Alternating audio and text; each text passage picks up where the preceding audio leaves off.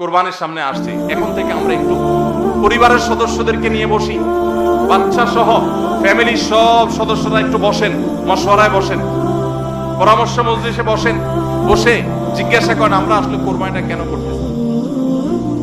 গোশত খাওয়া, ফ্রেশ গোশত আহরণ করা, মানুষের সামনে নিজেদের মুখ উজ্জ্বল করা, কি ধান্দা, উদ্দেশ্য কি? একজন একজন করে সবাই মতামত নেন এবং এটা নিশ্চিত করেন যে আমরা আল্লাহর জন্যই কোরবানি করছি। এটা কিভাবে নিশ্চিত করব? একটা তো বললাম যে বিশাল বড় গরু কোরবানি করেন সব সময়, এবার একটু ছাগল কোরবানি করেন, দেখেন তো মনে মানাইতে পারেন কিনা।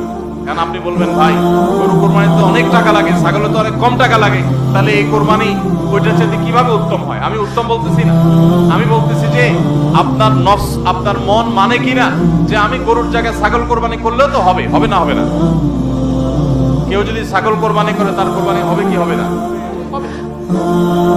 কোরবানি ছাগলও করা যায়, গরুও করা যায়, ভেড়াও করা যায়, দুম্বাও করা যায়, মহিষ দিয়েও করা যায়, উট দিয়েও করা যায়, এই সব পশু দিয়ে কোরবানি করা যায়। অতএব আপনি এবছর একটু ছাগল দিয়ে করেন, বাকি গরু কেনার যে আরো বাজেটের টাকা ছিল সেগুলো দিয়ে আরো কয়েকটা ছাগল কিনে গরিব মানুষকে দিয়ে দেন, ওটা যাতে এলাকা মানুষ টেন না পায়, অন্য এলাকায় দিয়ে দেন।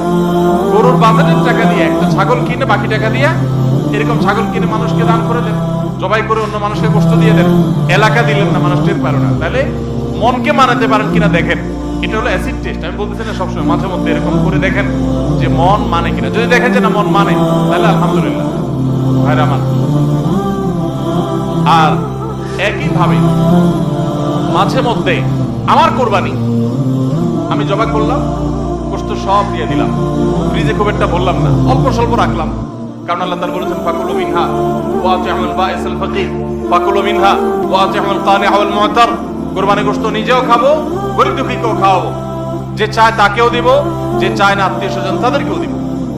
অতএব মুস্তাহাব এই তিনও ভাগে ভাগ করা, কিন্তু এটা ফরজ ওয়াজিব না। তাহলে আমি পরিমাণ একটু কম রেখে বেশিরভাগে দিয়ে দিলাম। মন মানে কিনা দেখেন, মন মানে কিনা। অনেকে আছেন লামসাম সামান্য একটু দিয়া আর সব ফ্রিজে ঠেলতে ঠেলতে ফ্রিজের দরজাই লাগে না, পারলে রশি দিয়া বাঁধে যে দরজা লাগে না।